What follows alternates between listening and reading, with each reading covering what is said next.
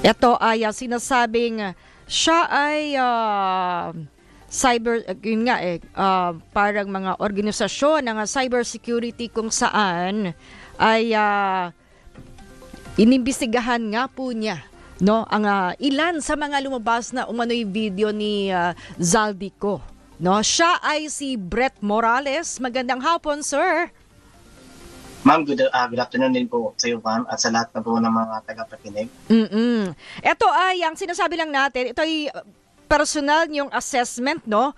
Professional at independently na isang open source intelligence o OSINT analyst ka po and researcher, Brett Morales. Tama po ba?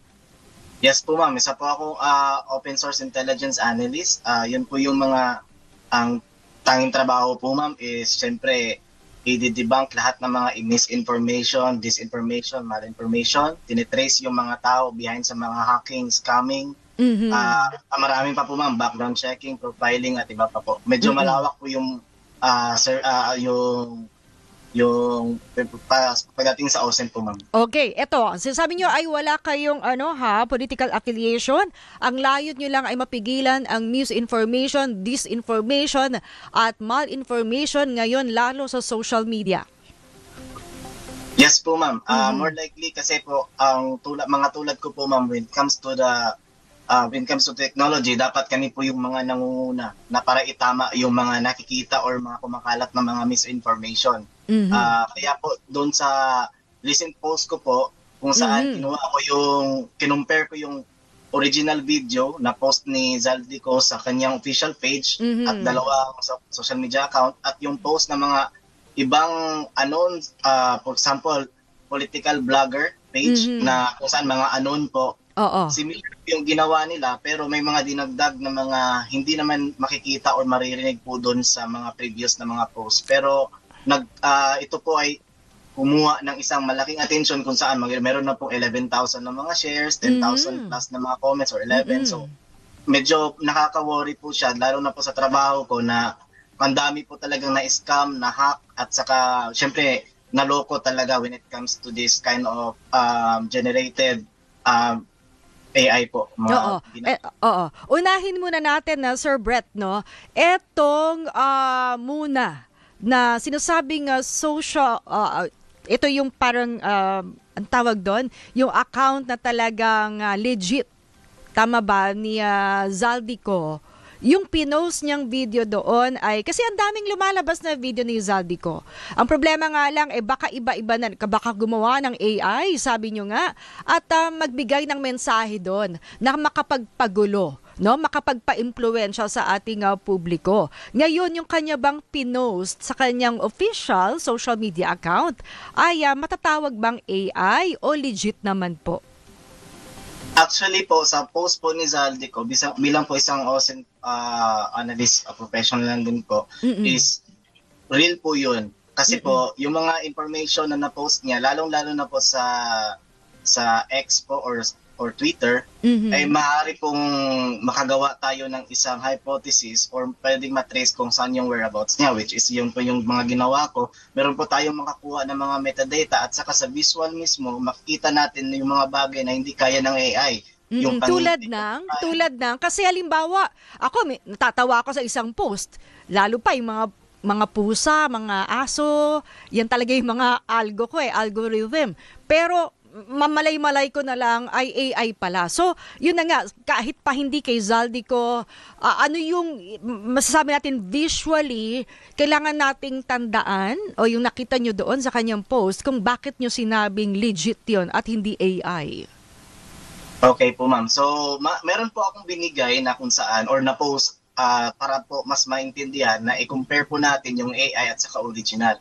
Sa left image po ng post ko, yun po yung original. Yung right side naman, yun po yung fake. So, ang una pong gagawin po talaga dyan, ma'am, is visual. So, hindi po kailangan ng tools. Yan po yung mga gumagawa kasi ako ng research ngayon kung saan ituturo ko in the future sa mga trainings, upcoming trainings ko kung saan hindi kailangan ng mga technology para ma-spot yung mga AI. Alam kong mahirap pero meron pong way. Una, visual. Yung original po na mga yung original clip or video po, andun po yung mga lines po, katulad ng buhok na to, kahit konti lang. Mhm. Pagdating po sa AI, ma'am, magiging clean na po to, mawawala tong makukunting buhok na to. Oo. Mayroon pong mga lines dito, for example, itong sa jacket ko, mawawala po yan. Meron po mga konting na mga lines, texture, and then, pangalawa po sa tone. Mhm. For example, ako po ngayon medyo mabilis akong magsalita. Kapag bumagal po ako at saka meron pong mga word, for example, missing head. Parang ganun po siya. Mhm. Hindi na po siya. Mga spot po. Yung gagawin po natin, spot the red flags. Iba pa po yung breathing, yung behavior. Yung iba pa ulit-ulit po yung galaw. For example, mga ganito. Then, mga limited lang po siya. So, makikita po natin sa bagong post ni Sir Art Samaniego kung saan ginaya niya po yung tatlong gumawa siya ng iba't ibang version ng mga AI po. So yung movement irregularities, doon po sa example ko, andun po yung makita yung missing hairlines, yung jaw po, hindi magkaparehas na mga ngipin. More likely kapag AI po, magkaparehas po lahat ng ngipin nila. Kompleto po yan lahat. Pero Kasi sa original, oo. kung mga medyo mayroong lag, mayroong tatlo lang o ganun. Oo. Kaya pala, no, may nagsasabi na parang bungal daw yung si Zaldico na isang post, yung isa naman ay hindi. So yun nga, marami bang postings ng mga Zaldico videos ngayon, Brett? Sobrang dami po, ma'am. More likely, ito po yung gusto kong i-explain kung bibigyan ako ng 1 minute lang or konti lang. Okay lang. Kasi ang problema kasi, Brett, 'di ba? Kasi yung na-generate from AI or inedit, pwede kasing maggawan siya na magsasabi siya ng mga mensahe, no? Pampagulo or parang magi-influence sa publiko. So, ano yung mga napansin mo sa mga AI na na-generate na yon, no? Peking, sabi mo nga, Zaldico videos.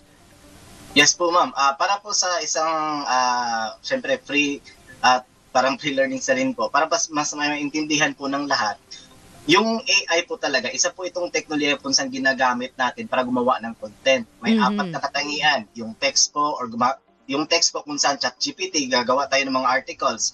Yung image, pwede rin ChatGPT, pero pinakamaganda yung DALL-E at Midjourney, kung saan mag-generate tayo ng mga larawan. Yung video, pwedeng gumawa ng short clips, and then yung audio, which is ito yung ginagamit ngayon sa mga hindi talaga parang ma-detect mo na fake siya. Ito yung 11 Labs, pero mahal po yan. So, sa apat na katangian na po to, kaya itong gumawa ng deepfake. Ang deepfake po, ma'am, ay isa pong uri or generated po na pinapalitan or ginagaya yung boses ng tao, galaw, at saka yung parang talagang ikaw yan. So, syempre naman po, ma'am, ang gusto ko lang po i-highlights din po, yung bots. Bakit po? Yung bots po, saka yung tinatawag nating trolls. Yun po siya, ma'am. So ano yung mga nakita natin ng mga peking post o yung mga AI na video ni Zaldico? Ano yung mga, wag na natin sabihin yung mga messages na gusto niyang no? Pero yun nga, sa paanong paraan pineke, no? Yung at paano masasabi, paano natin na visually malalaman na peke ito? At magsilbi na ring babala sa ating publiko. Yes, Sir Brett. Okay po, ma'am. Thank you po. So, sa pamagitan po ng AI, deepfake, and bots. Yung bots po, ma'am, is yun po yung nasa live natin ngayon sa ibang platform, sa YouTube, Facebook, kung saan marami po paulit-ulit po yung mga message at paninira, provoking.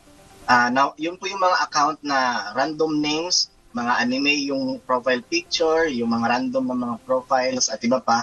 So yun po yung katangian ng bots. No? So sa pamagitan or more likely in short po, or ang AI po yung gumagawa, ang deepfake ang nagpapanggap, ang bots naman ang nagkakalat. So sa pamagitan po ng tatlong tumam, pwede po itong gamitin sa illegal na mga gambling promotion, deepfake, scandal, and nudes po. At dito naman po sa issue ni Zaldico, ito po ay ginamit din para po mas mapabilis yung pagkalat. Kasi po, with the help of AI and deepfake, lalong-lalo na sa samahan pa ng bots, it can help you auto-generate po and auto-distribute. Mas madali po yan lahat, ma'am. So, ang tanong na lang po ngayon siguro, paano natin malalaman na peke po siya? Or likely, sabi ko kanina, visual. Ngayon naman, dito tayo sa source. Sino ba ang source nito? Ang source po ng video na to is walang iba kundi si Zaldico. Kaya pag nakakita tayo ng ibang source na hindi naman natin nakita, more likely nakita tayo ng ibang source na nag-post sa Facebook or ibang platforms na iba, medyo iba na pero wala naman doon sa original source, i-flag na yan as red flag. Oo. So, una na po yan. Hindi na kailangan ng mga tools. Pangalawa, yung behavior. Or likely, yung pananalita niya, yung mga, syempre, medyo technical na kasi yung visual kailangan talaga na masusi na pagsasaliksik. So, dito tayo sa audio and tone. No? So, kung medyo nagmamadali siya, meron siyang parang lag or more likely discrepancies na, for example, color clothing. Parang ganun, hindi siya human voice magsalita. Mayroon kasi sa AI kasi ma'am, no matter how good it is, meron pong mga words or sentence or kasi dumidepende po yan sa punctuations, tamang punctuation sa paglagay. Pag mali po yun, wala pong tamang punctuations, babasahin po yan. For example, walang tuldok sa left color, the manipulated. Meron akong taton. Pag wala po yung tuldok, left color, the manipulated. Parang dire-diretso po yan. So, kailangan po natin busisiin din yung pinagsasabi niya, pananalita, sa pagbigkas po niya, and mga movement and irregularities po. Katulad po sa akin ngayon, kung may gagawa ng AI sa akin ngayon, more likely, kasi limited lang yung mga movements ko para kahirapan. Pero, ang hindi po kayang gayahin ng AI is yung timing, yung breathing. Aside from sa visual, audio, behavioral, and source, kailangan po din natin maging i-consider yung i-consider po natin yung ano po tinatawag natin dito, yung happiness, kung ano yung mga nangyayari po. Katulad ng sa video, sinasabi po doon na si PBBM po at si Martin Romualdez yung may kasalanan, pero doon po sa video na clip, yung peke, sinasabi na siya mismo yung nagsabi, pero yung AI po yun. Siya mismo nagsabi na yung mga Duterte po daw ang nagputos, kaya napilitan siya na sabihin po ito. So meron po doon, kailangan po natin i-consider yung mga sinasabi niya. So, tsaka din, di ba, Brett? Titingnan mo din yung mismong account holder. Di ba? Yes po, ma'am. Kung halimbawa naman yung mga pinagpo-post pala ay alam mo namang mga deepfake o AI.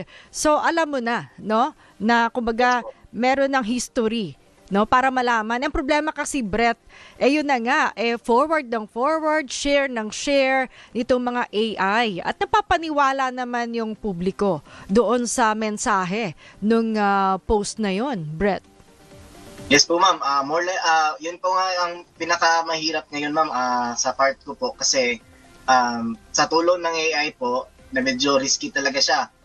Just last October 22, meron pong isang doktor na nawala ng 95 million dahil po doon sa AI na yan. So, Ano nangyari, Brett? Doon po, ma'am, before po nangyari yung October 22 na yan, sa Facebook page ko po, syempre di naman ako ganun kanon pa, nilapag ko na po lahat yung related sa mga AI na yan, yung risk niya. So, couple of months, may nabiktima nga talaga. At syempre, may mga ilan din na mga nabiktima din po. Ginagamit po yan sa illegal gambling, promotional, scam, at iba pa pong mga bagay, mga hacking, at iba pa po. So, worried talaga ako dyan kasi pag tinignan mo yung mga Facebook page na yun na nag-post or other na mga platforms, makikita mo sa comment section, hindi lang bots ang nag-comment, kundi yung mga regular na or yung mga non-technical na mga user na naluloko talaga, nag-engage sila at iba pa. So,